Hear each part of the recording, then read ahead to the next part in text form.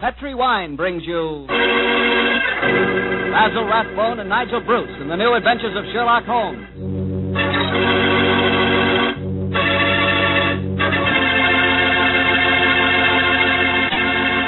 The Petri family, the family that took time to bring you good wine, invite you to listen to Dr. Watson tell us another exciting adventure he shared with his old friend, that master detective, Sherlock Holmes. And I'd like to talk about an adventure myself, an adventure in good eating.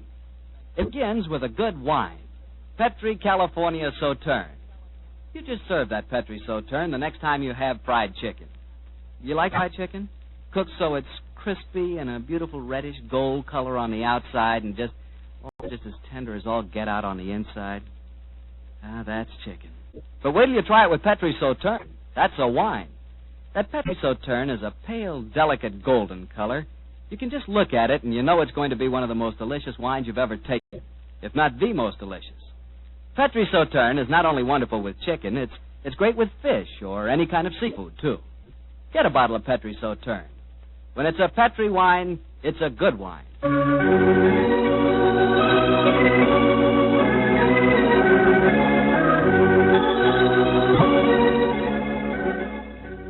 And now I'm sure Dr. Watson's expecting us, so let's go in and join him. Come in. Ah, there you are, Mr. Bartell. Good evening, Doctor. Good evening. Draw up your chair by the fire. That's it. The tobacco's in the jar beside you over there. Thanks. Well, Doctor, all ready for tonight's new Sherlock Holmes adventure? Yes, Mr. Bartell. Though on this occasion I'm going to tell the story a little differently. You see, I didn't take part in it myself, so I shall act as a narrator and recount the adventure as it was told me some years after it actually took place. Told you by Sherlock Holmes, I suppose. Yes. At the time the story happened, the whole world, including myself, believed that my old friend had been dead for 3 years. What did he do with himself during those 3 years, Doctor? Wandered about the world, Persia, Egypt, the south of France, and 2 years of his time was spent in Tibet, where he disguised himself as a Norwegian explorer by the name of Sergerson, his object being to visit the forbidden city of Lhasa. The story began as Holmes stood on the outskirts of a tiny encampment, high in the Tibetan snows, disguised as a Norwegian Sergerson. Surrounding him was an excited group of native guides, their fur-capped faces and shaggy sheepskin coats making them appear like strange, wild animals as they were gesticulating wildly. The freezing wind whirled great clouds of snow away from the mountaintop that loomed above them. And Holmes told me that he felt a premonition of impending disaster.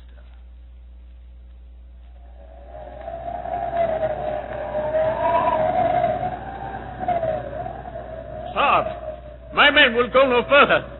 They say the goddess of the mountain is angry. If we climb further, she will swallow us up. She will bury us. But we cannot go back now. We have come so far, 1,000 feet, 800 feet higher. We shall reach the path. We shall be safe. I will not go. We can stay back there in the tent until the goddess of the mountain tells us we may go further. He is right. We can't go. We don't want to go anymore. It's too... Fools! If you stay here in the wilderness, in the village, and the avalanche comes, you will all be buried. You will be swept away. The only road lies upward. We will not go. Back to the tent. The wind is rising. Then I shall go on alone.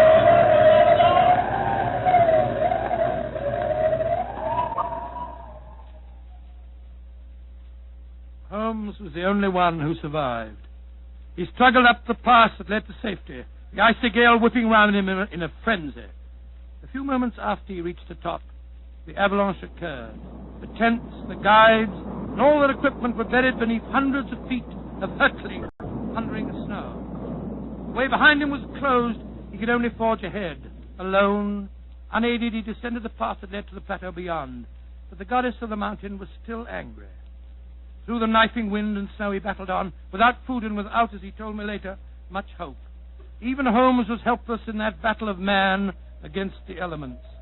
What happened in that 36 hours he never really knew, except that the wind howled and the driving snow slashed at him without mercy. Finally, his mind began to wander, and he became delirious.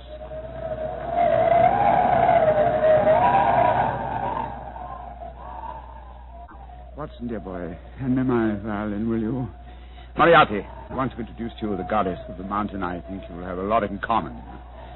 221B Baker Street, cabby. For heaven's sake, get me as fast as you can. I think I've caught a chill.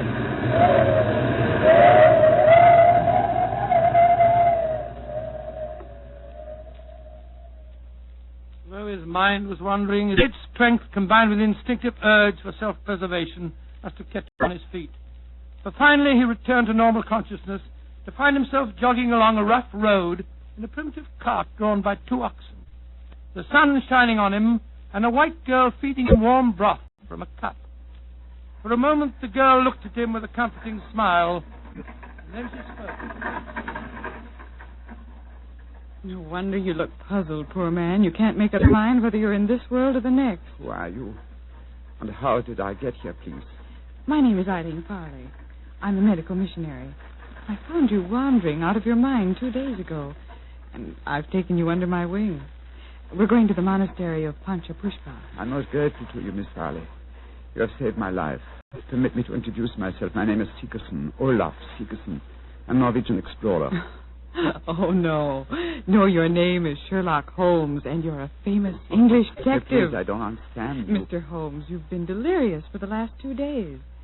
In your ravings, I was delighted to learn that the great Sherlock Holmes did not die 2 years ago at the Reichenbach Falls. I can see that further simulation is useless, my dear young lady. However, I must implore you to keep my secret. It's essential that for a while longer the world continues to think me dead. You don't need to worry, Mr. Holmes. I'm a great admirer of yours, and I promise that no one will ever learn your secret from my lips. Try drinking a little more broth. You're dreadfully weak. Thank you so much. Help me, please. Please, to give me help. Another white man travels the road to Panchapushpa. Stop the cart! You need help? Stop! My own cart has broken the wheel. You're going perhaps to the monastery of Panchapushpa? We are? Good. Fyodor Dmitrievich Dorogin, Imperial Russian envoy, will travel with you. Please to make room. Спасибо. Remember my secret. The cart may proceed. Понимаешь?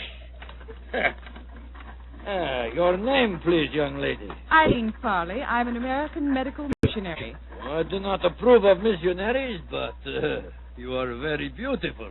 So Borogin will forgive you. Who is this mujik lying on the floor? He looks half dead. I am half dead, Господин Borodin. My name is Sigerson. I am Norwegian. What is a Norwegian doing in Tibet? I have been exploring the mountains. And what, may I ask, is a Russian doing in Tibet, Господин Borodin? What is a Russian doing? You shall see, my friend. To Holy Mother Russia shall belong Tibet. But now let us be gay. We have some hours ahead of us. You like vodka, Miss Farley? I'm afraid I don't drink. Borodin will teach you to drink. Then he will sing you songs of his native Russia. We shall be happy. Ay, chiki, chiki, chiki, gor, vashni, more, diastri. Singing. Holmes told me that every note jarred his aching, weary head. After a few hours, the strangely assorted trio arrived at the gates of the monastery. An edifice, as Holmes told me, of great antiquity and of breathtaking beauty, and built in the shadow of a giant mountain. He was fed and bathed, and shortly afterwards he found himself together with his 2 companions in the presence of the head abbot himself, a man of great age and infinite wisdom.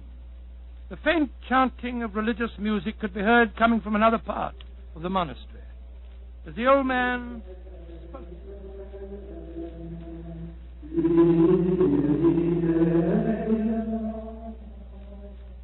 My dear Miss Farley, my dear gentlemen, I have welcomed you to the monastery, and yet each one of you has come to me separately and asked that he be given permission to go to the sacred city of Lhasa. I cannot give that permission, my children. Borodin has traveled a long way. Russia will be most unhappy if he does not get the permission. I am an explorer, Reverend Sir. Will not that fact entitle me to some consideration? I, too, have traveled a great way, sir. My children, I realize your claims, but the permission is not in my power to grant. Tibet is ruled by our Chinese overlords. In any case, I will ask you to turn your heads. gentleman approaching us has preceded you in residence here. He also wishes to tread the road to Lhasa. You have new visitors, I see. Yes, my son. Permit me to introduce you. Sir Harvey Forrester, and this is Miss Eileen Farley. How do you do? How do you do, Sir Harvey? Gospodin Borodin from Russia. How do you do? One cannot travel the world without meeting an Englishman. God we push it, what's it? And Mr. Olaf Gigerson from Norway. God dag, Sir Harvey. How do you do? Please be seated. My children, the Chinese ruler in this province has heard of your presence here. He has announced his intention of visiting you. Before he arrives, I should like to ask you each a question. 4 of you, all from different countries, have traveled here to the mountains of Tibet. At this monastery, I can offer you refreshment, the opportunity of acquiring wisdom and peace. What more do you seek in Lhasa? I shall ask you each that question in turn. You, Miss Farley, what do you seek? I seek the opportunity to bring both God and health to your Tibetan people. And you, Mr. Sigerson? I seek to chart the true course of your mountains, and so to bring knowledge to the world. And you, Gospodin Borodin? I seek to bring about complete understanding between the great peoples of Tibet and Russia. If I succeed, the Tsar and his family may consider turning to Buddhism. Indeed. And you, Sir Harvey, as representative of the British government, what do you seek? I shall not join in this contest of wishful thinking. I merely remind you, sir, that your government has signed a treaty with mine. And was not that treaty forced upon us by our Chinese overlords? No, my children. You have advanced brave reasons, but I cannot help remembering that the streams of Tibet bear gold nuggets the size of hazelnuts. You foreigners, in your pitiful ignorance, esteem gold. That signals the arrival of Watson, the Chinese emissary. Your problems will soon be settled, my children. I will acquaint him with your request. Why are you smiling, Mr. Holmes? At the name of the Chinese overlord, Watson. Must avoid falling into old habits and saying, elementary, my dear Watson. He's going to speak. Silence! Silence! The abbot has told me your wishes. I will hold conference. American lady and Norwegian will not be allowed. Only Great Britain and Russia have treaties with my country. I insist that I have prior right over the Russian representative. Short was me. I represent the Tsar, and Russia is your neighbor. I demand my diplomatic privilege. Follow me. I will decide these things, not you. I shall inform the British consul in Peking if proceedings... This is an insult to the Tsar. Holy Mother Russia will never... Well, Mr. Holmes, it looks as if you and I, at any rate, don't get to Lhasa. No, You look worried.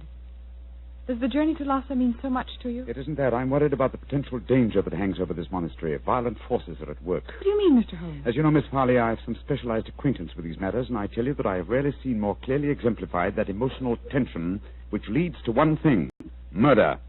That is what I'm afraid of, young lady. Murder. That was what Holmes was afraid of.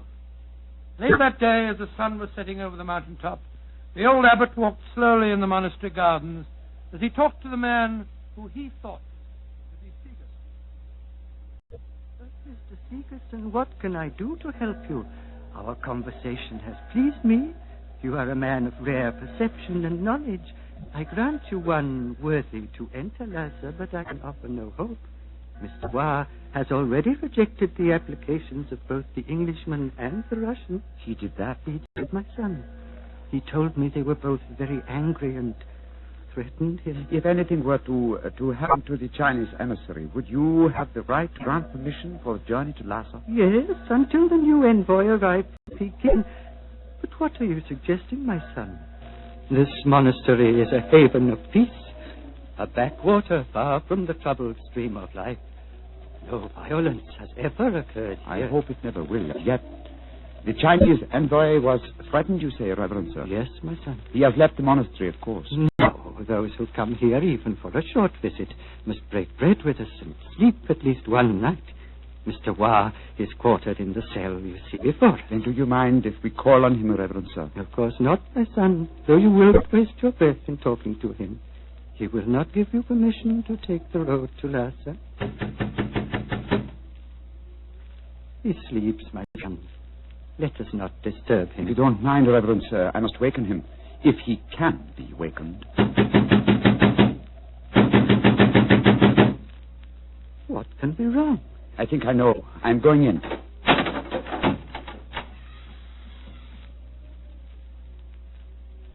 There is your answer, Reverend Sir. He is dead. Yes, sir. Strangled with his own cue. Oh, the poor misguided man has taken his own life, my son. No, sir. Look at those marks on his shoulder.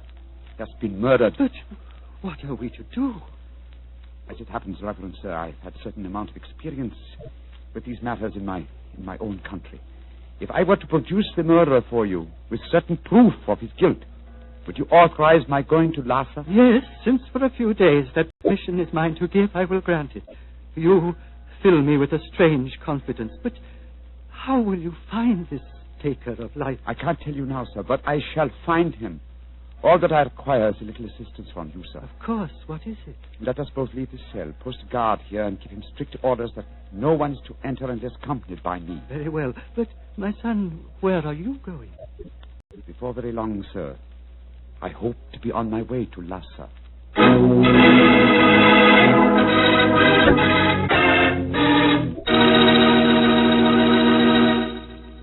Dr. Watson will tell us the rest of his story immediately, so I'll just take a second to remind you that hamburgers, hamburgers, are practically an all-American food. We all love a good hamburger, but wait till you taste a juicy hamburger together with a glass of Petri California Burgundy. Boy, that Petri Burgundy is a hearty red wine that's just the best friend a hamburger or steak or any kind of meat dish ever had. So remember, if you want a red wine for dinner, you want Petri Burgundy. If you prefer a white wine, you want Petri Sauterne. And if you can't make up your mind which you want, it's simple. Don't buy one, buy two. But always buy Petri. Petri, Petri. Well, Dr. Watson, it seems to me that Sherlock Holmes was in a tough spot. There he was, thousands of miles from England. A murderer was running loose. Holmes was in disguise. And he hadn't got you to help him on the case. Oh, thank you, Mr. Bartell. I must say I think that I always was useful to my old friend. But I wasn't there.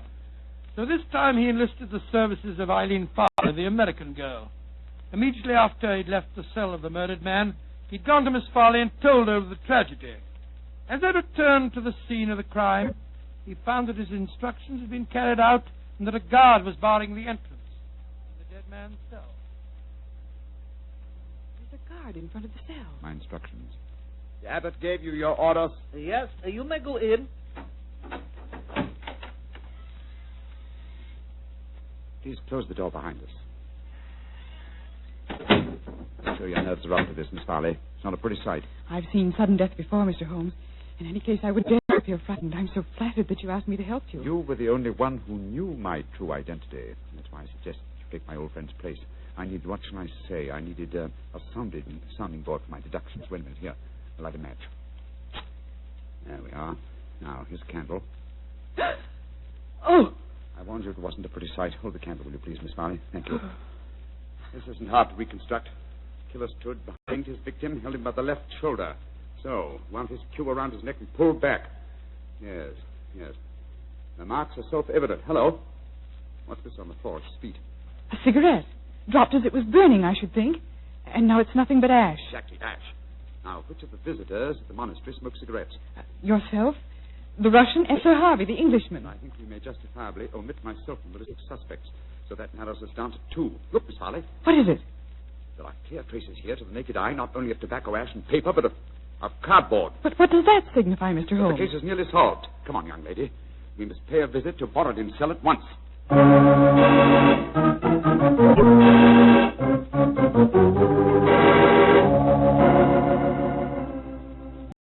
Arguments. Always, Sir Harvey Forrester, you give me the argument. But, my dear Borodin... I am not your dear Borodin. I'm Pyotr Dmitrovich Borodin, ambassador of Holy Mother Russia. I'm no friend of yours. Come in. The missionary girl and the sick Norwegian. Come in. We will drink vodka, and I will sing Russian songs for you. We haven't come here to listen to songs. The Chinese envoy was murdered tonight. So we have been told, my dear. Sir Harvey and I are very happy because of his death, are we not? Well, I won't pretend I'm heartbroken. Rasputin Borodin, What is it, Norwegian? you were in the cell tonight at the time of the murder. Huh? That's a lie. I can prove it.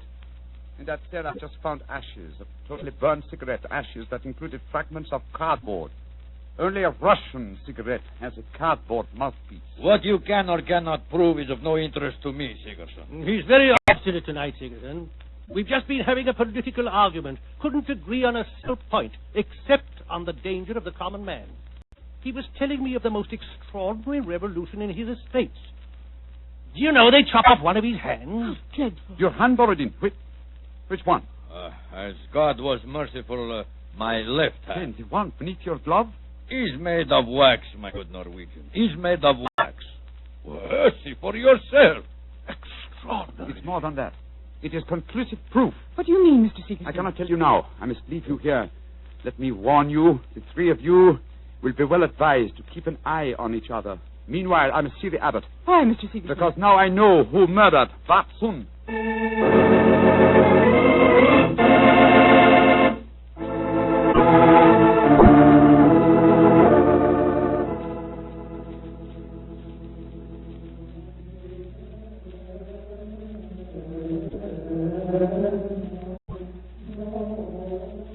The pink fingers of dawn are stealing across the mountaintop, my son.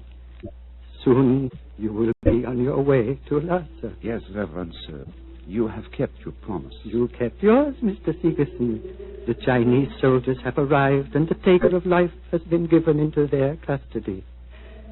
Before you leave, my son, I want you to do something for me. Anything, Reverend Sir. What is it? The hooded figure in the corner is that of the monastery scribe. He keeps our annals.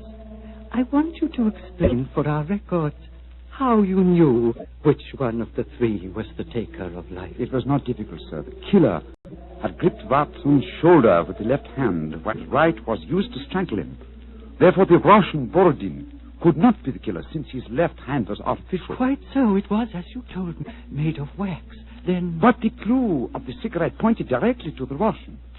Therefore, it had obviously been planted there deliberately to incriminate him.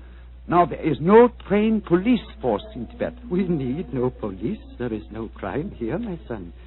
But continue. Why should the cigarette be planted to incriminate the Russian? Unless there was someone capable of making the deduction from a handful of cigarette ash. Therefore, the murderer was the one person who knew my true identity. Miss Eileen Farley, supposed missionary. No missionary. As it transpired when she confessed, no American. No. The Secret Service agents of German origin, seeking to reach Lhasa before the Russians, and infuriated by Vatsun's denial of passage. Any Secret Service is better off without such employee. She will pay for her mortal sins. May she redeem herself in her next place on the wheel. My son. Yes, Reverend Sir. You are about to leave me, and I shall never see you again. Though evil and death came to Panchapushpa and to my monastery in the caravan that brought you here, I shall miss you, my son. I shall miss you greatly. And I you, Reverend Sir. Would you consider staying here? I can only offer you peace, a shelter from the outside world, and quiet companionship. Three great gifts. But I cannot take them. My work is not done. I must go on. Of course, my son. It was an old man's dream. One last question. What is it, sir? You spoke of your true identity just now. Who are you, my son? Reverend Sir, I cannot tell even you the answer to that question. One day, perhaps, but not now. Let us just say that I have wandered through a world of trouble, just as you have remained tranquil in a world of peace. I hope, sir, that we shall meet again. I hope so, too. Goodbye, my son. Goodbye, Reverend Sir. Goodbye.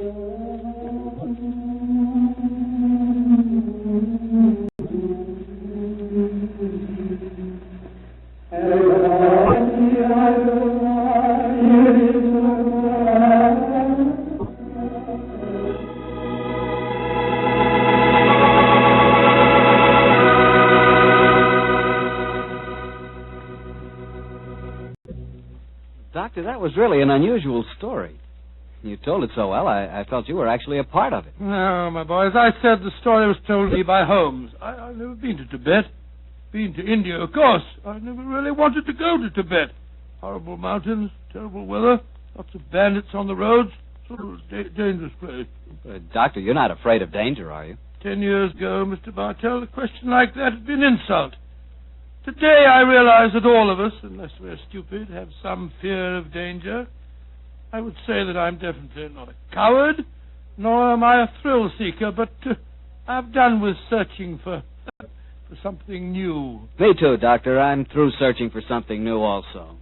Now that I've found Petri wine, I'm going to stick to it. Mr. Bartell, no matter what we talk about, when you say it, it always sounds like Petri wine. Well, why not?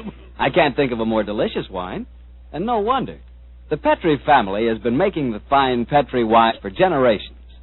Ever since the 1800s, they've handed on down from father to son, the fine art of turning luscious, sun-ripened grapes into fragrant, delicious wine. And because the making of Petri wine is a family affair, you can rest assured that the Petri family takes pride in doing a good job. They won't put that name Petri on any wine that isn't up to the high Petri standards. Yes, if it's Petri wine, you know it's good wine. Because Petri took time to bring you good wine. Well, Dr. Watson, what new Sherlock Holmes adventure do you plan to tell us next week? Well, now, next week, Mr. Bartell, I'm going to tell you a story that started off in a very light-hearted way and ended on the same note. And yet it involved Sherlock Holmes and myself in serious danger and caused us intense humiliation. I call it The Adventure of the Pigeon Feathers. Sounds swell, Doctor. Oh, thank you very much. And before you go, I want to remind the families of our returned veterans that their sons are more than heroes. They not only fought bravely, but in the armed forces they acquired new skills, learned or bettered themselves in some trade or furthered their education. Our men have returned with a new maturity and a new wisdom. They'll be more valuable to past or to future employers and more valuable to their country. The greatest assets America has at this moment are her veterans. Remember that. Good night.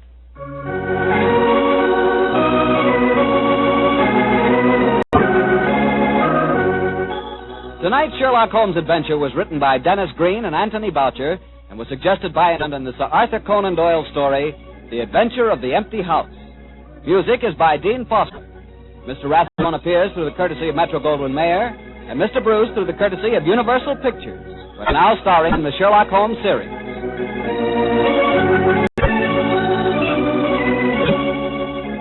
The Petri Wine Company of San Francisco, California, invites you to tune in again next week, same time, same station. Sherlock Holmes comes to you from our Hollywood studios.